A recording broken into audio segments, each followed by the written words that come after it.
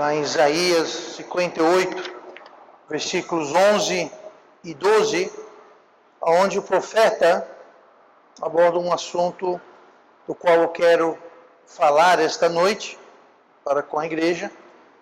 Eu quero falar sobre o tema o reparador das rupturas. O reparador das rupturas. A gente lê isso no versículo 12. E os que de ti procedem edificarão as antigas ruínas, e levantarás os fundamentos da geração em geração, e chamar-te-ão reparador de rupturas. O reparador de rupturas é aquele que conserta, aquele que fecha a brecha. Ruptura quer dizer isso, quer dizer uma brecha, uma quebra, um vão que houve. E esse texto, ele tem várias promessas para as pessoas que são reparadores de rupturas. No versículo 11, a gente vê: fartará a tua alma em lugares áridos. Promessa de Deus para os que reparam rupturas, e que mesmo estando num lugar árido, haverá fartura. Versículo 11 ainda diz: fortificará os teus ossos, dará força, vigor físico. Serás como um jardim regado e como um manancial cujas águas nunca faltam. Versículo 12: os que de ti procedem edificarão as antigas ruínas, indicando que haverá bênção também para os nossos descendentes, para a geração seguinte. Versículo 2 continua dizendo: levantarás os fundamentos de geração em geração. Ou seja, a sua prosperidade de geração em geração será abençoada. Tudo isso para aquela pessoa que é um reparador de rupturas. Eu não sei se todo mundo aqui é familiar com aquela história na Holanda. Eu não sei se é mito ou se é verídico ou não, mas na Holanda, também conhecido como as Terras Baixas, inclusive Holanda quer dizer isso, quer dizer terras baixas. El vem de baixo ou um buraco, e landa vem de terra. Então Holanda literalmente quer dizer terras baixas. O motivo é porque a Holanda, ela outrora se encontrava debaixo do mar, e foram construídos muros e diques, e foram construídas fortificações, e a água foi retirada e devolvida ao mar, e aquela terra que foi reclamada do mar, aquilo é Holanda, os Países Baixos. Então você tem a Holanda que fica abaixo do nível do mar, e o que separa a Holanda do mar são paredes, fortificações. E diz a história, ou conta a lenda, não sei se é verídico ou não, que certo dia um menininho estava passeando perto do muro e ele notou que existia uma brecha, uma ruptura, existia um buraco de um desses muros, e a água estava começando a entrar, e ele heroicamente foi lá e colocou o dedo. Ele foi um reparador da ruptura, ele tapou o buraco. Consequentemente, a água parou de escorrer e puderam tomar as devidas providências. Se ele não tivesse feito isso, aquele pouquinho de água que estava entrando, pela pressão e a continuação, a perseverança da água, aquela ruptura, aquele buraco ia ficar maior e maior e maior, até que provavelmente iria derrubar e inundar toda aquela região, toda aquela área, com danos físicos de vida, danos materiais enormes, incalculáveis. Se é verdade ou não, não sei, mas a história é muito bonitinha e uma excelente ilustração para o tema de hoje. O reparador das rupturas. E sempre que há brechas, nós devemos então correr para fechá-las. E quando eu falo brechas, onde existem relacionamentos, onde existem relacionamentos, existem problemas. É um ditado ministerial, uma piada ministerial, de péssimo gosto, que diz assim: o ministério é uma coisa excelente se não fossem as pessoas. É uma piada, gente, é uma piada. Mas é verdade, onde você tem relacionamentos, você vai ter problemas. Se você tem amizades, vai haver problemas. Casamentos, vai ter problema. Esposos, cônjuges, pais, filhos, irmãos, família, no trabalho, patrão, funcionário, colega de trabalho, colega na escola. Onde você tem pessoas, onde você tem relacionamentos, você vai ter atrito. Você vai ter brechas essas que se você não cuidar, assim como aquele menino não foi lá e colocou o dedo na brecha, se você não tratar, se você não cuidar, se você não reparar não é no sentido de você ir lá e ficar olhando, reparando, é você consertar. Se você não consertar aquela pequena brecha, ela não vai embora sozinha. Aquela brecha naquele muro, aquela represa lá na Holanda, que o menino foi lá e colocou o dedo, aquilo não vai parar por si. Aquilo ia aumentar, ia continuar, e se houvesse alguma mudança, seria para pior. O fluxo iria aumentar, e quanto maior o fluxo, maior a rapidez, maior o estrago, maior o rombo, e aquilo ia ruir, ia cair, exatamente por esse motivo que relacionamentos se acabam. Houve uma brecha que não foi tratada, uma brecha que não foi reparada, uma brecha que deixou a coisa correr, e quando você vai ver, o muro desabou e o estrago foi grande, gigantesco, enorme. Então, nós precisamos ser reparadores de brechas em tudo aquilo que a gente faz, em todos os nossos relacionamentos, em todas as áreas, não só em nossas vidas, mas também buscar ser uma bênção em ser um reparador das brechas nas vidas das pessoas que Deus coloca em nosso caminho, que Deus coloca em nossas vidas. Então hoje eu quero ver vários tipos de brechas, vários tipos de rachadura, de rupturas, que nós podemos reparar, consertar, fazer alguma coisa a respeito. Abra suas Bíblias para Mateus capítulo 5, e olhe comigo no versículo 9, onde nós vamos ver o primeiro tipo, a primeira categoria dessas brechas tão importantes. Mateus 5, e versículo 9, diz assim: Bem-aventurados os pacificadores, porque eles serão chamados filhos de Deus. Filhos de Deus. A primeira brecha que nós podemos reparar é aquela entre o homem e o homem. São as brechas interpessoais entre o homem, o ser humano e o ser humano. Um lugar onde ocorrem muitas rupturas é o lar, como eu falei. Entre os pais, os esposos, esposa, entre os filhos. E aqui está dizendo que bem-aventurados pacificadores. O pacificador é justamente aquele que traz paz, aquele que repara a brecha, aquele que repara o dano. E então devemos ser pacificadores e não os causadores das rupturas.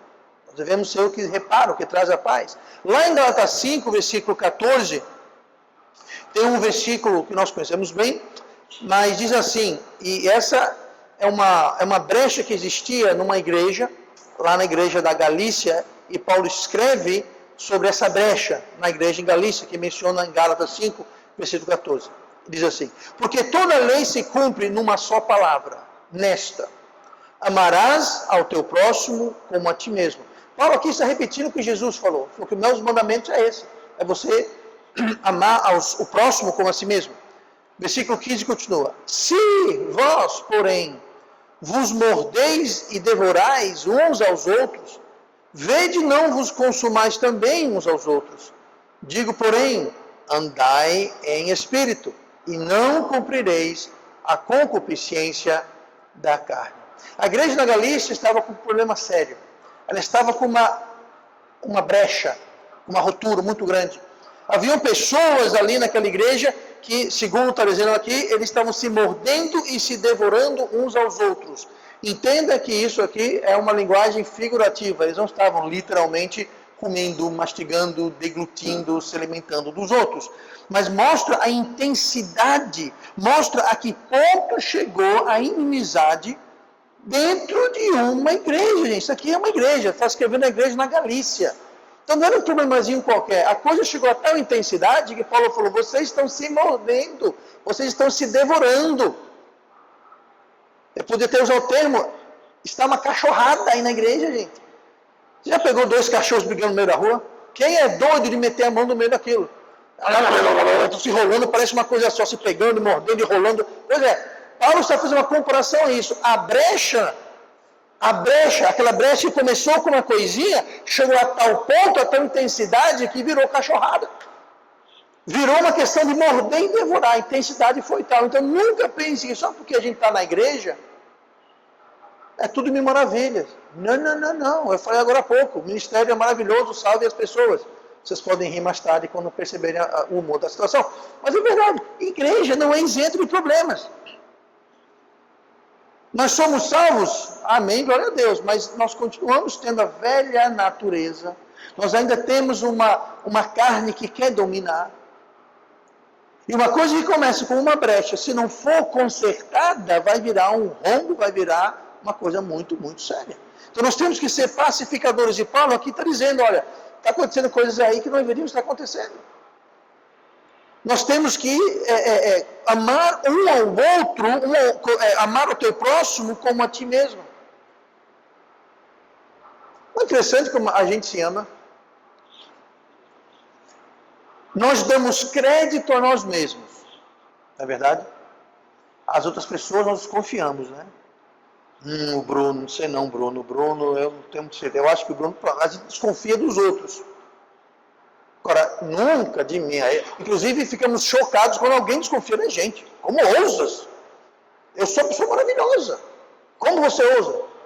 Nós somos muito misericordiosos com nós mesmos. Quando a gente erra, não é besteira deixar para lá. Quando alguém erra, a gente cai em cima. Por quê? Porque nós nos amamos. Então vamos estender a nossa misericórdia, vamos estender a nossa paciência, vamos estender a nossa confiança, não só a nós mesmos, mas aos outros também.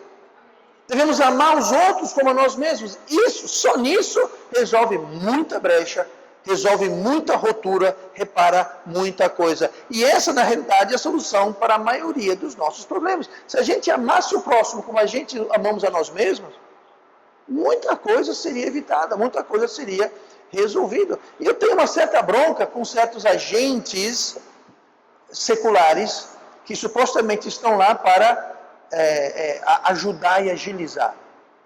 Eu não sei qual a sua posição, qual a sua perspectiva sobre sindicatos. Mas na sua totalidade, o sindicato não está lá para ajudar nem o empresário, claro, e nem o funcionário. Eu já participei na época era lei, né? De sindicatos de classe que, francamente, nunca fizeram nada para mim. Nunca. A maioria dos sindicatos, eles não estão reparando as roturas, eles estão criando rotura, estão inventando história, estão inventando, tentando fomentar situações, ou para se justificar, né? Claro, se não tem problema entre ninguém, então para que o sindicato? Eu entendo, eu não sou necessariamente contra o sindicato, mas muitas vezes a forma como eles operam. Por quê? Porque eles não estão reparando roturas, eles estão criando roturas, eles estão criando muitas vezes problemas. Ou, se não estão criando, estão amplificando, quando podia ser resolvido de forma muito, muito prática, muito, muito rápida e sem essa confusão toda. A mesma coisa com união estudantil. Eu não sou contra ter união estudantil, mas com a função. Eu li outro dia de um senhor de 33 anos, que desde os 18 anos entrou na faculdade. Hoje há muito tempo, ele é presidente de uma união de estudantes. Ele está 18 anos e formou até hoje. Por quê? Porque ele é presidente da União Nacional de Estudantes. Sim, que tal estudar e se formar? Que tal se formar e trabalhar, arrumar emprego? Não, ele está lá. Ele não está resolvendo o problema, ele está só instigando e criando e bagunçando. Ele não está reparando a rotura, ele está criando rotura. Esse que é o problema. Então nós temos que ser pessoas que nós somos pacificadores e não agitadores. E muitas vezes existem muitas situações que são criadas e amplificadas porque tem gente agitando, sabe? Quando eu era pequeno, não sei, fazem séculos atrás, o Brasil era conhecido como um país onde não havia racismo, onde havia uma certa igualdade. Isso era a realidade. Hoje, no entanto, e as gerações... Não, pastor, não. Gente, vocês não fazem ideia o que é racismo. Sabe onde houve racismo de verdade? África do Sul. Estados Unidos, algumas décadas atrás. Na Inglaterra, na França, na Europa. Ali havia um racismo. O Brasil nunca, eu digo para você, historicamente, relativamente, comparado com as ações, no Brasil não houve racismo. África do Sul, apartheid. Estados Unidos, na década de 50 e 40, onde havia ônibus e lugares onde pessoas que não eram de certa cor, não podiam sequer entrar. Gente, isso nunca houve no Brasil. Eu estou enganado. Houve no Brasil isso? Eu estou por fora? Nunca houve. No entanto, hoje nós somos convencidos que o Brasil é um país racista, que é um país... Sabe o que é isso? São pessoas que não estão querendo reparar as brechas, estão querendo agitar, fomentar a confusão. É o oposto de ser um pacificador. Então entenda, nós temos que ver a coisa na sua perspectiva e sermos pacificadores e nunca, jamais ser um agitador, alguém que está querendo fomentar a confusão, fomentar discórdia, porque isso não é ser um reparador de rupturas. Lembrando que o reparador de ruptura tem várias promessas, como nós já vimos. Muito bem, então a primeira ruptura que nós vemos hoje é entre homem e homem, ser humano aqui na Terra. Tá? Nos lares, nas empresas, nas escolas, faculdades, sociedade, na vizinhança. Tá? Na sua vizinhança tem aquela pessoa que ele ou ela gosta de uma fofoca, ficar falando. Pois é, sabe o que é isso? Não é um reparador de brechas. É alguém que gosta de fomentar confusão. Tá? Ficar cuidando da vida dos outros, ficar inventando história e notificando história. Tá? Isso não é um reparador de brechas. Bom, o segundo nível de brecha é a brecha entre Deus e o homem. Lá em Ezequiel 22, se você puder abrir sua Bíblia para Ezequiel 22, se você for rápido, vá para lá, Ezequiel 22, versículo 30, senão eu vou ler daqui a pouquinho, versículo 30, rapidinho. Diz assim, Ezequiel 22, 30. Deus aqui falando, através do profeta, ele fala o seguinte: e busquei dentre eles um homem que estivesse tapando o muro e estivesse na brecha perante mim por esta terra, para que eu não a destruísse, porém a ninguém achei. Ouviram bem? Deus falou que ele estava procurando um homem que estivesse tapando o muro, literalmente estivesse lá com a mão, o dedo na brecha, e estivesse na brecha. Para quê? Para que eu não destruísse a terra. Alguém que intervisse, alguém que interferisse, que fizesse algo para que Deus não aplicasse, para desviar o furor, a justiça de Deus sobre aquela terra. Agora, a parte mais triste são as últimas 4 palavras do versículo. Porém, a ninguém achei.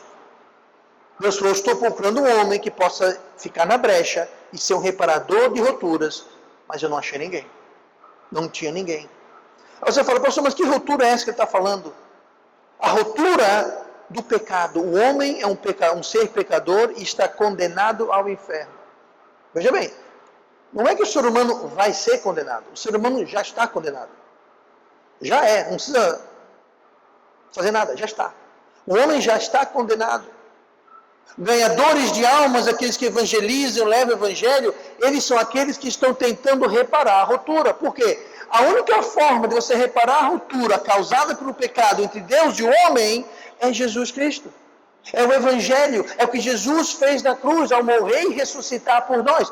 Isso é o reparo da brecha. Não há outro reparo, não há outra forma. Você não pode fazer nada. Não existe religião, não existe rito, não existe igreja, não existe obra, não existe nada que você possa fazer para consertar, para reparar essa ruptura. A única solução para a ruptura que há entre Deus e o homem é Jesus Cristo e o seu evangelho, mais nada. Então, como que nós podemos ser reparador dessa ruptura? Saindo e pregando o evangelho. Saindo. Interessante que Jesus falou, ide a toda criatura. Ide pregar o evangelho. Ou seja, não é para a gente ficar aqui dentro da igreja e chamar o povo da rua, ei, povo, entra aqui para o evangelho. Pode, não tem problema nenhum. Mas a ordem de Cristo é para a gente ir. Ide.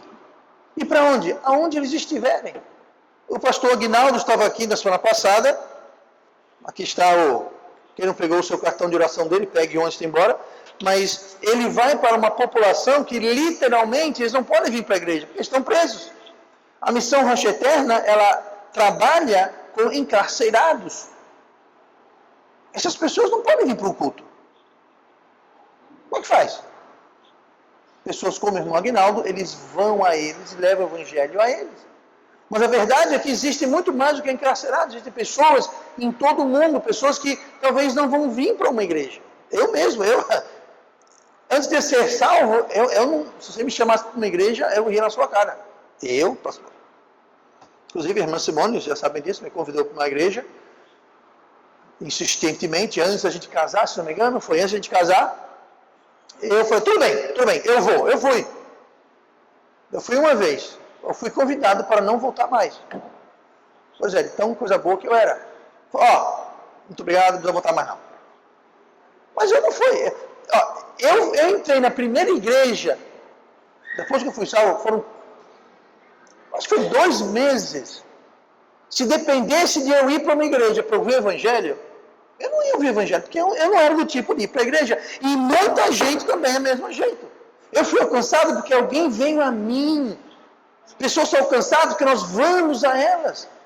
Não é esperar elas virem, nós temos que ir de pregar o evangelho. Então nós vamos nas ruas, nas praças, nas escolas, nos hospitais, nas prisões, onde tiver, nós temos que ir. E é isso que nós fazemos às quartas, fazemos aos sábados, mas essas não são datas mágicas, você pode fazer isso no seu dia a dia. No ponto de ônibus, no ponto do banco, no supermercado, no posto de gasolina, na rua, onde você estiver. A igreja confecciona e distribui gratuitamente panfletos evangelísticos e você pode levar consigo, carregue consigo, distribua, explique.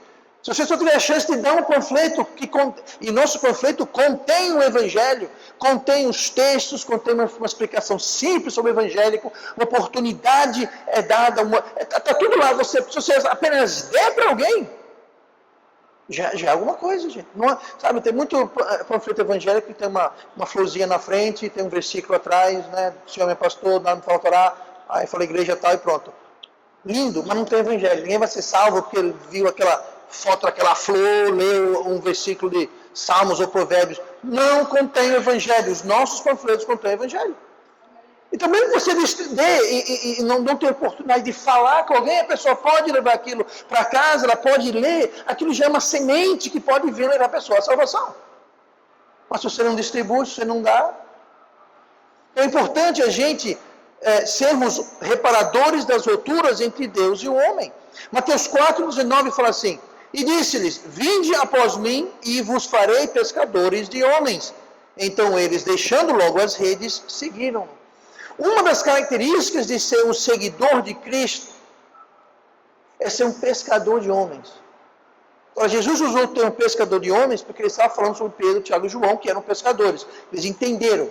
Mas o termo pescador de homem quer dizer ganhador de almas, pregador do evangelho. Você vai ganhar almas para o reino, você vai pregar o evangelho, você vai jogar a rede, puxar o anzol. Use o termo que você quiser, mas você vai estar sendo um reparador de rupturas.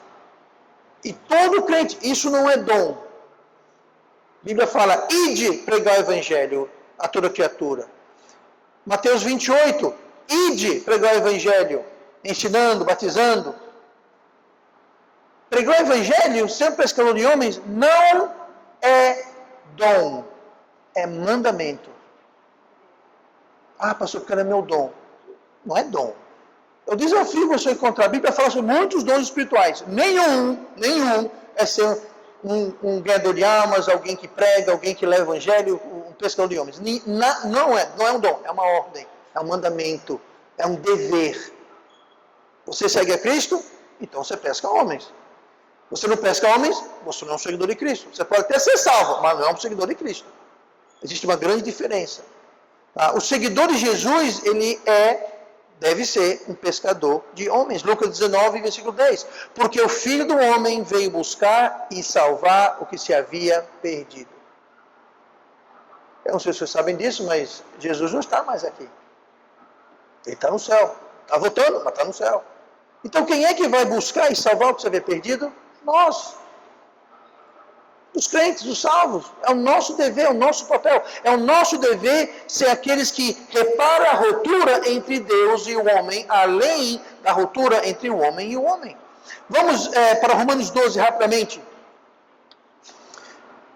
Outra categoria de ruptura a ser reparada, além daquela homem-homem, de modo geral, entre aquela Deus e o homem, há também a ruptura entre nós O povo de Deus, nós que somos salvos, nós que temos Jesus como Salvador, e os homens que não têm Jesus como Salvador. Reparar as rupturas que existem entre o salvo e o não salvo. Olha o que fala Romanos 12 e o versículo 17. A ninguém torneis mal por mal. Procurai as coisas honestas perante todos os homens. Se for possível, quanto estiver em vós, tende paz com todos os homens. Existe uma categoria de crente, existe uma escola de pensamento em algumas igrejas e círculos religiosos, que se você é crente, se você é salvo, você automaticamente tem que ter ódio e raiva das pessoas que não são salvas. De onde saiu essa ideia? Não sei, eu só sei que não foi da Bíblia. O que nós não devemos ter comunhão. Mas não quer dizer que você tem que também ir lá e futucar o dedo no olho do coitado, gente. Uma coisa não exclui a outra. Nós não devemos, por exemplo, entrar em negócios, entrar em parceria. Eu vou montar uma empresa e eu vou ter um sócio. Se o sócio não for crente, quer um conselho? Não faça. Não faça. É porque eu vou casar. Vai casar, vai. O seu noivo é salvo? Não, não é salvo. Quer um conselho? Quer um conselho? Não. Quer uma ordem de Deus? Não casa.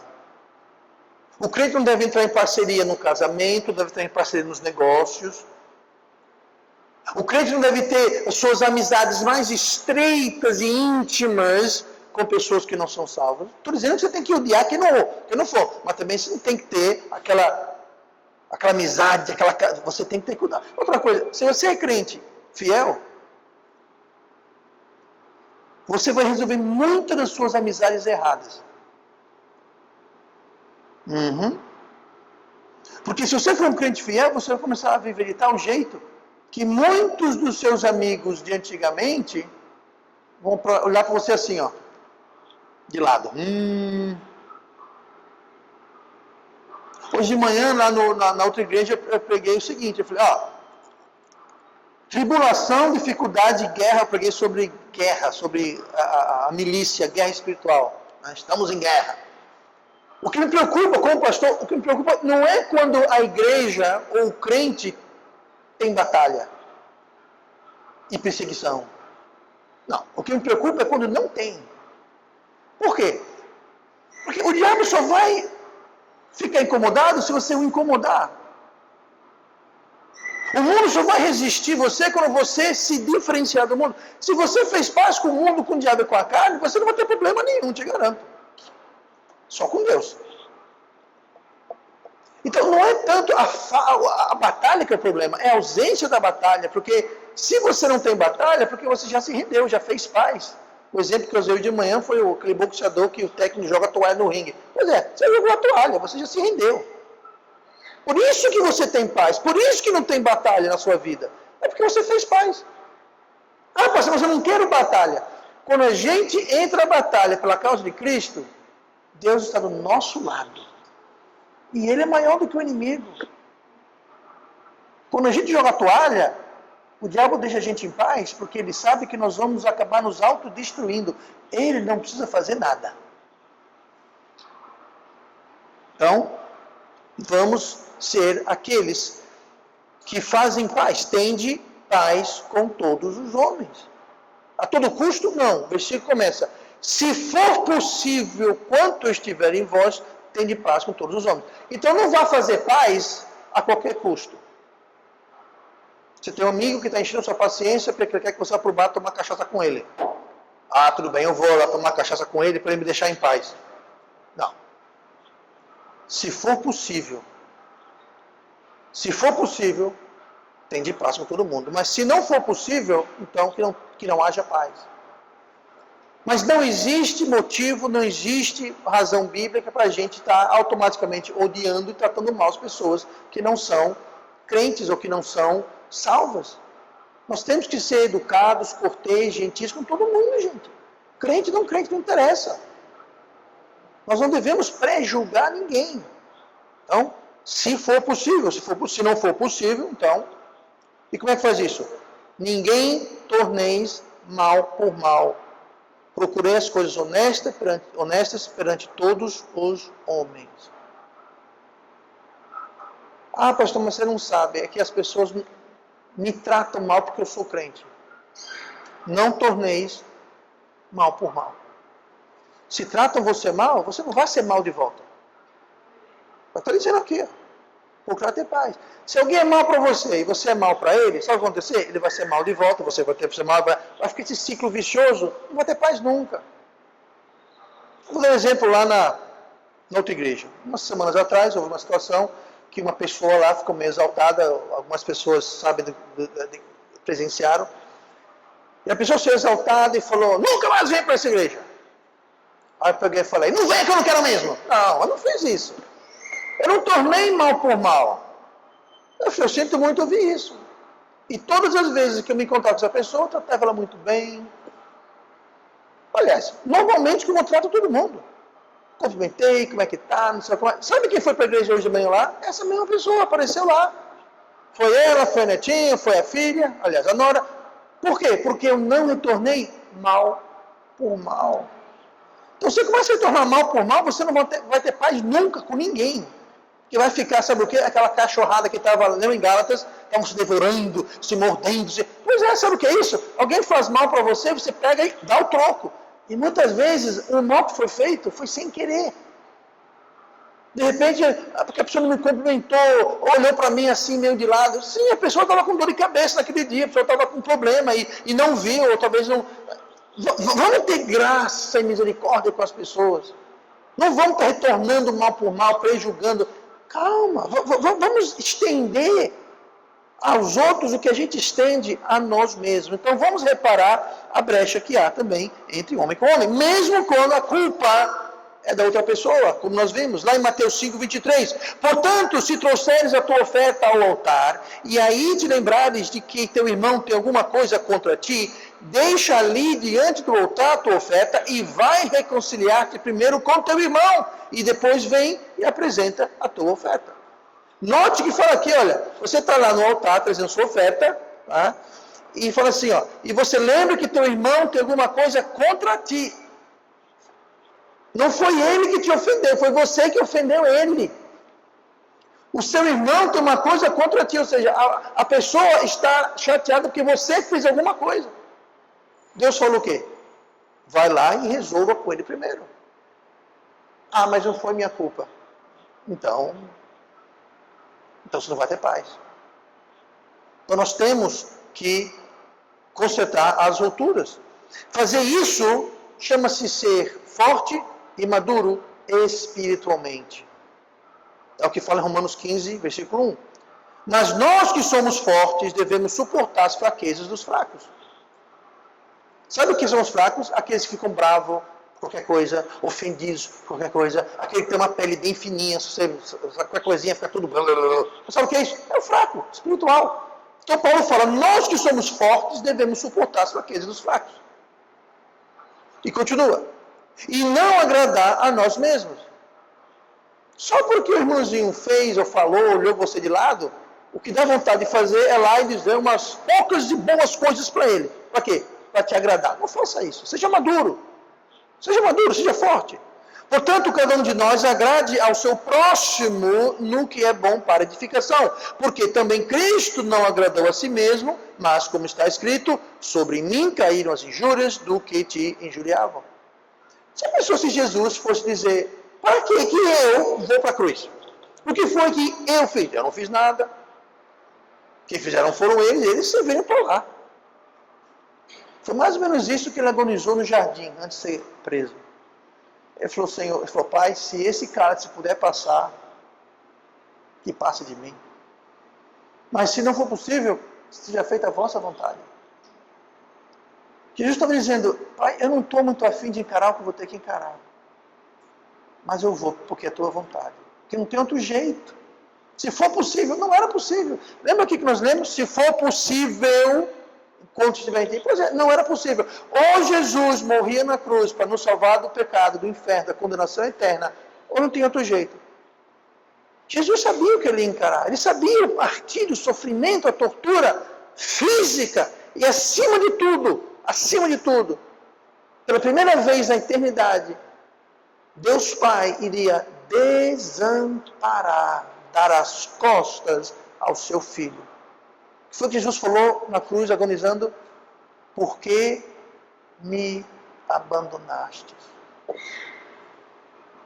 Naquele momento, Deus Pai deu as costas ao seu Filho. E aquilo, mais do que as chicoteadas, mais do que os pregos cravados, mais do que a espinha de coroas, mais do que os açoites, mais do que o sangue derramado, mais do que a cruz carregada, mais do que todo o sofrimento, aquele momento em que Deus Pai deu as costas ao seu Filho, foi o momento que mais quebrantou, que mais arrasou, que mais sofreu seu Filho. Ele fez isso por nós. Jesus não fez, vou repetir aqui, porquanto cada um de nós agrade a seu próximo no que é bom para edificação, porque também Cristo não agradou a si mesmo, mas como está escrito, sobre mim recaíram as injúrias do que os injuriavam. E ele morreu pelas pessoas que estavam o crucificando. Ele estava sendo chicoteado e morrendo pelas pessoas que estavam chicoteando e cravando ele na cruz, e o condenando e mentindo e acusando falsamente. Jesus era Deus, mas Jesus também era homem. Ele podia ter chamado, quando foi preso, Pedro pegou a espada, foi defender ele, falou, Pedro, guarda essa espada. Eu poderia chamar uma legião de anjos. Uma legião.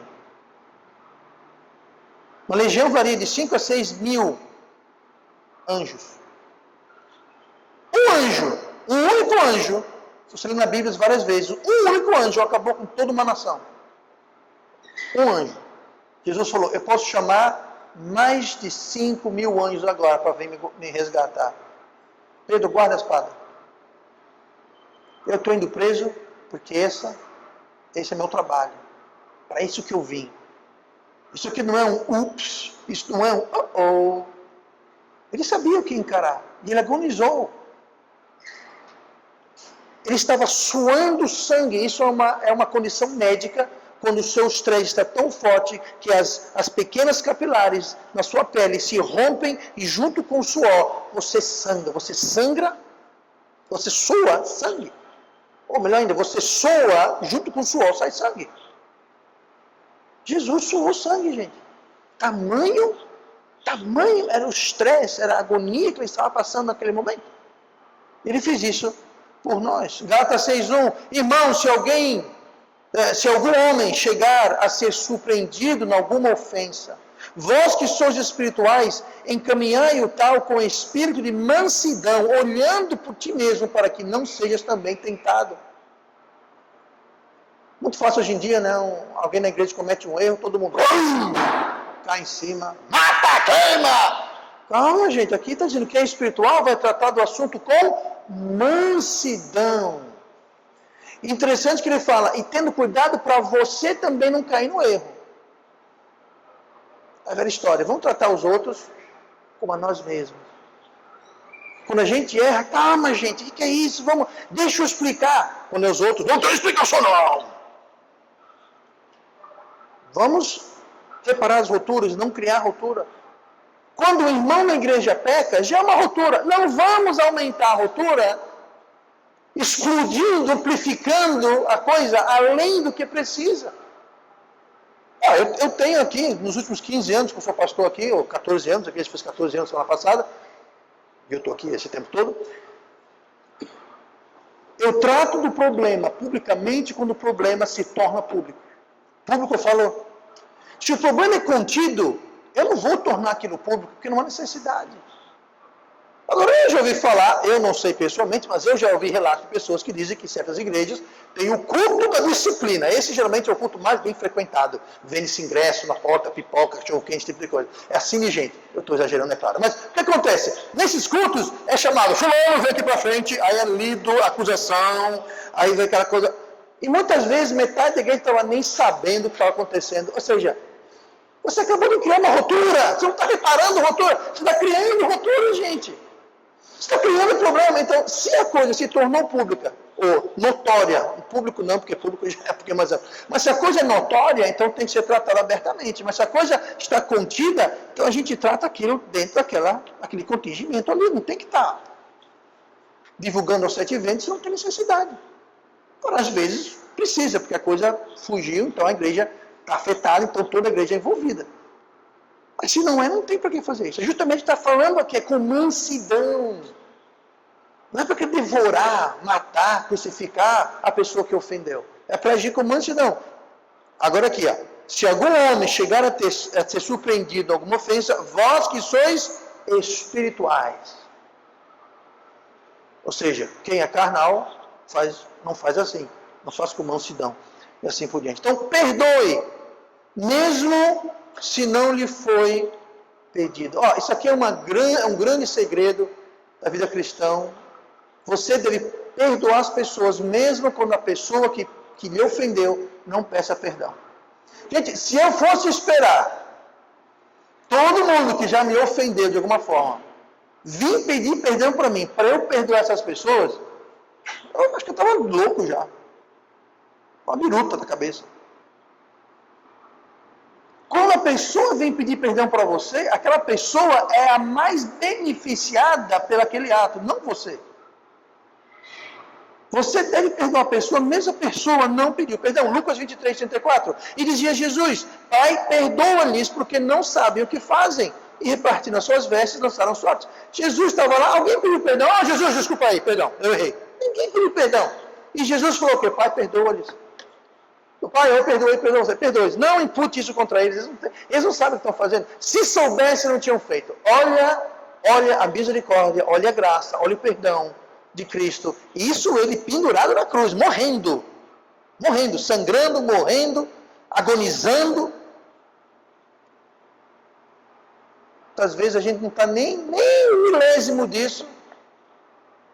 A gente está orando: Senhor, derrama fogo em cima deles. Oh Deus, abre a terra, engula os vivos. Que diferença. Sabe o que é isso? É causar ruptura e não ser um reparador de rupturas. Então, quando há rupturas e quando há brecha entre os irmãos,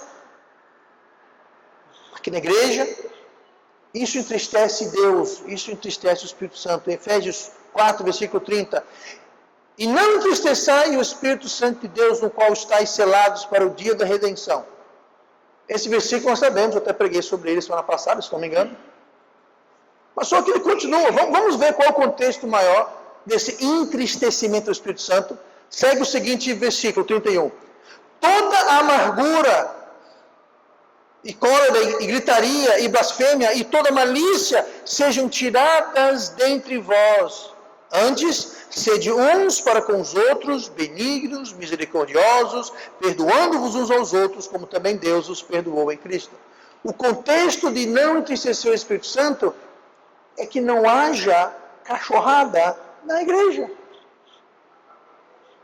É que não haja amargura. Não haja, como vem em Gálatas, se devorando, se mordendo, um atacando o outro. Não é para ter isso. Não é para ter gritaria. Você fala, pastor, mas gritaria? Eu já estive, não foi essa igreja, mas eu já estive numa igreja muitos anos atrás, numa reunião de negócios, que literalmente houve gritaria. Eu era crente fazia menos de um ano. Eu deveria ter me escandalizado e sei lá, ter desaparecido, deixado tudo para lá. Foi um absurdo. Eu, um jovem crente, para reunião de negócios, houve gritaria, houve até um desmaio. Foi encenado, mas houve um desmaio. Literalmente, cai no chão. Eu presenciei, desculpa o termo, mas mais uma vez, uma cachorrada dentro de uma igreja. Irmãos gritando um com o outro, quando não era essa igreja. Faz muito tempo, eu sou salvo o quê? 28 anos, faz uns 27 anos isso. Então acontece, pois é, acontece toda igreja, toda hora, mas acontece.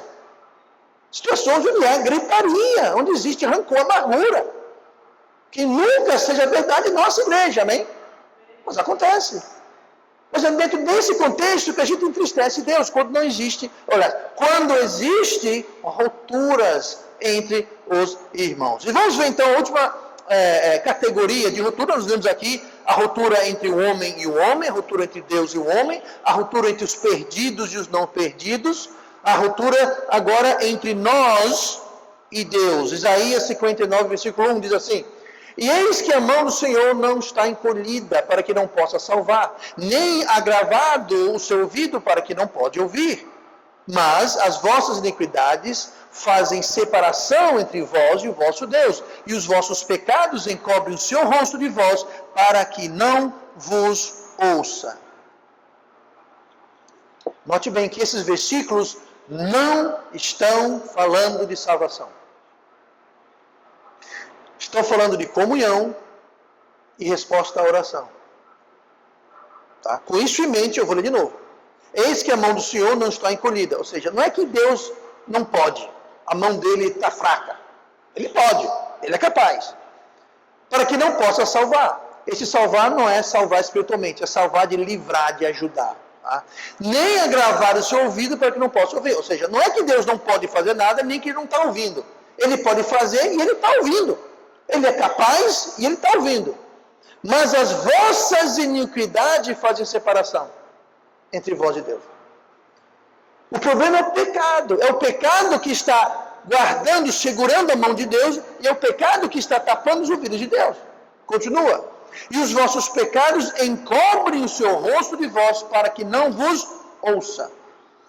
Então não é nada de errado com o ouvido de Deus, nada de errado com o poder, com as mãos de Deus. O problema é que os nossos pecados e as nossas iniquidades estão prevenindo, estão limitando Deus.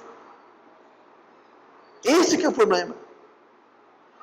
Então, eu e você podemos ser salvos, mas nós podemos estar com a comunhão com Deus quebrada. Nós podemos ter acesso ao trono da graça na hora da oração através do sangue de Cristo, mas Deus pode estar não respondendo devido aos nossos pecados. Isso aqui não é salvação que está falando.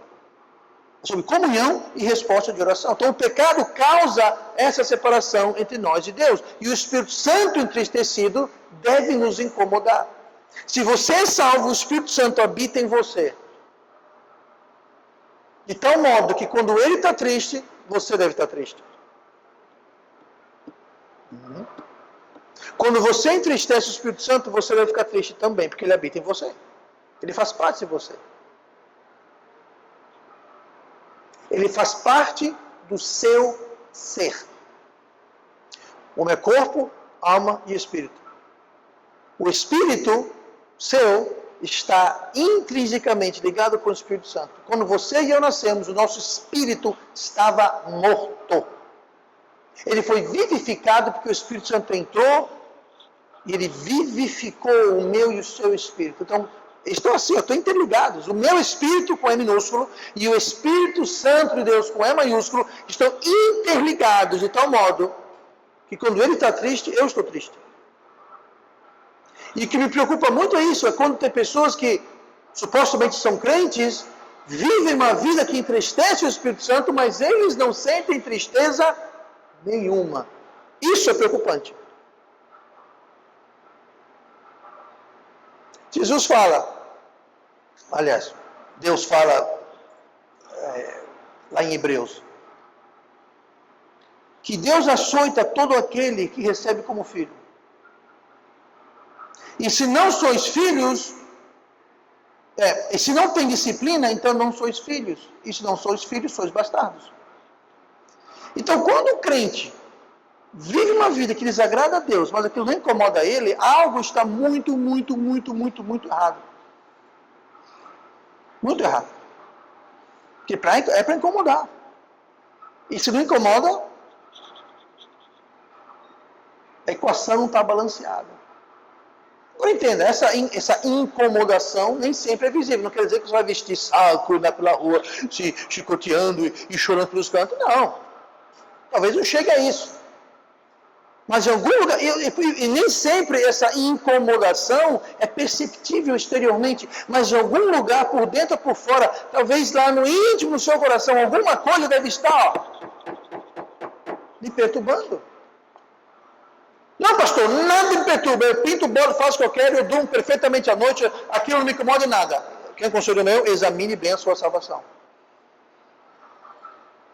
Porque o Filho de Deus, que vive em rebeldia, consciente a Deus, e mesmo assim, aquilo me incomoda a ele, o Espírito Santo que supostamente está nele, não está entristecido, não está incomodando, algo está errado. E se Deus não está disciplinando, algo está errado. Muito errado. O que fazemos então? Muitas vezes essa ruptura que existe entre nós e Deus, é porque nós nos rebelamos, nós não atendemos. Lá Jeremias 20, versículo 9, então disse eu, não me lembrarei dele, não falarei mais do seu nome. Isso aqui é o profeta Jeremias, ele teve um ministério muito triste. Todo profeta tinha um ministério que dizia, minha gente, vamos se arrepender, minha gente, vamos mudar, minha gente, vamos voltar para Deus, porque Deus pode ter misericórdia da gente, mas vamos mudar, porque quem sabe a coisa melhora. Jeremias não. Jeremias, o ministério dele foi assim, ó, não tem mais jeito. Não tem mais jeito.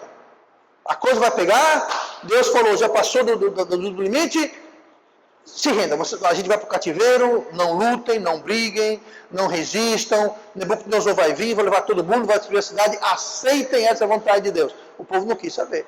Então chegou um ponto que Jeremias falou, sabe uma coisa, cansei, eu não quero mais.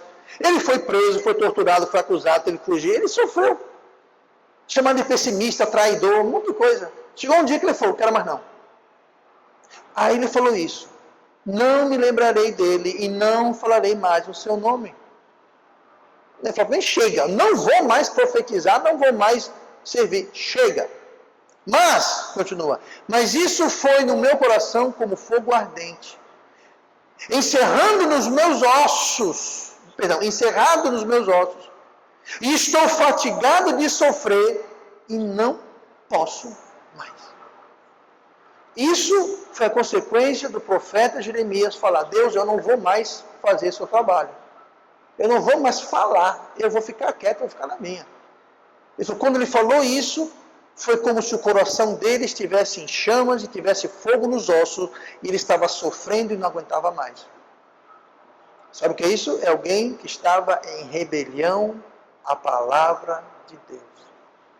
Eu não vou dizer que você vai ter exatamente isso, como fogo no seu coração e fogo nos seus ossos, mas alguma coisa vai te incomodar. Jeremias foi incomodado quando estava em rebelião. Então, como é que um crente, filho de Deus? Outra coisa, Jeremias não tinha o Espírito Santo como nós temos hoje. Hoje, no Novo Testamento, nessa era que vivemos, o Espírito Santo habita em nós. Naquela época, o Espírito Santo não habitava nas pessoas. Ele pairava, ele usava as pessoas, mas ele não habitava as pessoas como habita hoje. Nós vimos isso na semana passada. O Espírito Santo ele habita em nós como nós somos o templo, ele está dentro do templo. Jeremias não tinha isso. Mas quando ele decidiu desobedecer a Deus, era como se tivesse fogo nos ossos, fogo no coração. Ele sofria e falou, não aguento mais. E ele voltou então a falar, ele voltou a pregar, voltou a profetizar. Por quê? Porque ele não aguentava mais. Sabe o que era isso? Os açoites de Deus, disciplina de Deus. E muitas vezes nós apagamos esse fogo ardente. O Espírito Santo vem trazer convicção e a gente apaga, como diz lá em 1 Tessalonicenses 5,19, não extingais o Espírito. A gente tenta desligar o Espírito, distrair do Espírito, a gente tenta encobrir. Pior coisa que você faz. Lembro anos atrás, antes de entrar no ministério, muitos anos atrás, eu era gerente operacional de um hotel grande lá em Londres, na Inglaterra. E naquela época estava sendo instalado um sistema de alarme de fogo de última geração, computadorizado, interligado e aquela coisa toda. Tinha sensores em cada canto do hotel, nos quartos, só que tinha um problema. Como estava instalando e testando, e eram centenas e centenas de sensores, alguns não estavam regulados. E o que aconteceu é que, de vez em quando, o alarme tocava. Geralmente às 3 da madrugada, claro.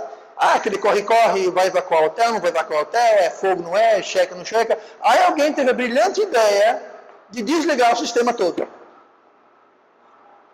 Fulano desligou. Quem assumiu o turno dele? Eu aqui. Aí, de repente eu recebo no rádio, me chamando, estão relatando fumaça e cheiro de queimado, andar tal, corredor tal. Eu falei, o alarme está desligado. Eu falei, como é que é? Você está onde? Eu estou aqui. Vá lá e coloque a parte de trás, a mão na porta, ver se está quente. Está quente. Aí eu falei, liga o alarme e evacua essa porcaria agora. Gente, tinha um incêndio de verdade. E alguém desligou o alarme. Não fui eu, não fui eu. Aí foi um corre-corre, depois foi, quem desligou o alarme? Claro, todo mundo disse, não fui eu, não foi ninguém. Mas houve um incêndio de verdade. Graças a Deus, era um hotel, era um apartamento vazio, não tinha ninguém. Ficou contido, foi rápido a coisa, não teve nenhum maiores problemas. Mas poderia ter sido um desastre catastrófico, gente. Desligaram o alarme. O Espírito Santo, às vezes, é um alarme. Mas se a gente vai lá e desliga ele, ou extingue ele, você não consegue apagar ele completamente. Você consegue extingui-lo, você consegue entristecê-lo, você pode matar ele de fome e inação. Bom, não é matar, mas você deixa ele fraco e raquítico. Ao invés de ouvir a voz dele alta e clara,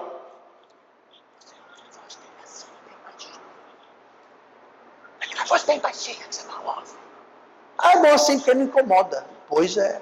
Então tem muito crente que quer matar o Espírito Santo de fome, de sede, de raiva, de tristeza, extingui-lo para quê? Para não incomodar. Então ele corre da Bíblia, corre do culto, corre da pregação, corre do Espírito Santo, corre de oração. Eles correm de qualquer coisa espiritual, qualquer coisa que vai alimentar, qualquer coisa que vai animar, qualquer coisa que vai acordar o Espírito Santo para não incomodar. Então você não alimenta ele com Bíblia, com oração, com culto, com louvor, com nada. Para a voz ser aquela voz distante, lá longe. Sabe por que Jeremias tinha no coração fogo e nos ossos chamas, e ele sofria, não aguentava mais? Porque ele não estava ignorando Deus, ele não estava extinguindo, apagando, entristecendo o Espírito Santo. Ele simplesmente ficou desanimado e falou, chega, não aguento mais, não vou mais falar. Imediatamente, aquilo consumiu ele. Ele falou, opa, não, vou voltar. E muito em breve ele voltou a fazer o que Deus queria que ele fizesse. Tem muito crente que não faz isso, ele quer apagar, extinguir, entristecer, para não ser incomodado, para poder pecar em paz. Deus fala, todo que eu recebo como filho, eu açoito. E na sua graça, na sua paciência, Deus às vezes espera, e Ele dá graça, Ele tem paciência, mas vai chegar um dia que Deus vai dizer, agora chega. Como fez com o povo de Israel. O povo de Israel desobedeceu, até que Deus falou, agora chega, agora eu vou destruir essa nação.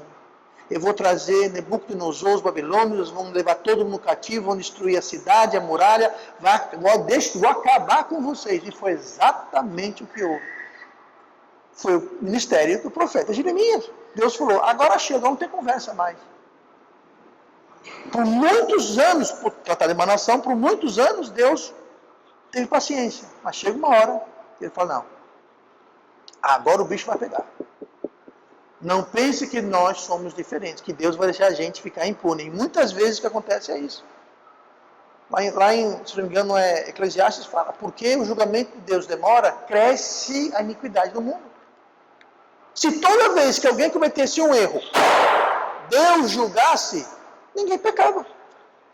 Se toda vez que você cometesse um erro, Deus dava imediatamente o salário do pecado, a gente pensava 3 vezes antes de pecar. Mas não. O salário do pecado nem sempre é imediato. É como plantar e colher. Às vezes demora para crescer e dar fruto. Mas o dia da colheita vai chegar. O que fala em Gálatas 6? Tudo que o homem plantar, semear, isso também ceifará. Você não planta hoje e colhe amanhã. Mas você vai colher. Não pense que porque a colheita não está pronta, que Deus está cego, bobo ou esqueceu de você. Deus não está cego, não é bobo e não esqueceu de você. A colheita está vindo. Eu ouvi dizer que o abacate demora mais de 10 anos para dar fruto. Eu sei que tem um pé de abacate lá no meu quintal que eu estou já com vontade de ofineira, né? Irmã Cícera, irmã Cícera. Vocês que sabem, né? Tem um pé de abacate, tem uns 100 anos aquele pé de abacate. Abacate demora. Tem coisa que demora. Tem pecado que demora anos. Mas quando vem a colheita, sai de baixo, sai de perto. E no caso do abacate, sai de baixo. Começa a cair abacate na sua cabeça, do abacate desse tamanho, sai de baixo. Ou jaca. Já pensou uma jaca desse tamanho que é na sua cabeça? Pois é. Jaca é outro árvore que demora. Mas quando vem, chove jaca, chove abacate, sai de baixo. Então nós devemos estar sempre consertando as rupturas entre nós e Deus, entre nós e os homens. E a melhor forma de a gente fazer isso é a gente julgar nós mesmos. Olha o que fala aqui, 1 Coríntios 11:31. Se nós julgássemos a nós mesmos, não seríamos julgados. Eu devo julgar, sabe quem? A mim. Porque se eu me julgar, e eu me achar culpado, e eu me consertar, então nem Deus nem ninguém vai precisar me julgar, porque eu já me julguei. O problema é que a gente não quer se julgar, eu quero julgar os outros, eu quero apontar o dedo e ver o que ele está falando, ó. E geralmente assim, a pessoa que mais tem coisa para se julgar é a que menos julga a si. E começa a apontar para tentar distrair a atenção da pessoa para os outros. Olha o que ele está fazendo. Não o que eu, ele. Tem aquela história, né? Quando você aponta para alguém, você dá um dedo acusa a pessoa e 3 dedos acusando a si mesmo e tem Deus como testemunho. Eu não vou poder citar um versículo contra isso, mas é bem bonitinho, né? Até que encaixa bem, mas enfim. Resumindo esta noite, para a gente terminar aqui, concluir. Você quer ser conhecido como um reparador de rupturas? Alguém que repara as rupturas? Ou você quer ser conhecido como um causador de rupturas? Alguém que causa intrigas, fofoca? Alguém que é desviado e esfriado quanto a Deus? Alguém que vive em orgulho e teimosia, em rebelião e desobediência? Tudo isso cria ruptura em todas as esferas da nossa vida. Devemos primeiro tomar conta de nós, julgar a si mesmo. Tá? Lucas 6:41. Por que atentas tu no argueiro que está no olho do teu irmão e não reparas na trave que está no teu próprio olho? Vamos começar em nós. Antes de eu poder reparar a ruptura de alguém, eu tenho que reparar as minhas rupturas. Eu tenho que estar bem com as rupturas fechadas com o meu Deus, comigo mesmo, com meus irmãos, com minha família. Eu tenho que estar sem rupturas para então eu poder ajudar e ser um reparador de rupturas. E Deus promete: fartará a tua alma em lugares áridos, fortificará os teus ossos. Serás como um jardim regado, como um manancial, cujas águas nunca falham. Os que de ti procederem edificarão as antigas ruínas, e levantarás os fundamentos de geração em geração. Essa é a melhor herança que você pode deixar para os seus filhos, suas filhas, seus netos, suas netas. É você ser um reparador de rupturas. Vai trazer bênção para a sua vida e para a vida daqueles que vêm após você. E oremos. Pai amado, obrigado.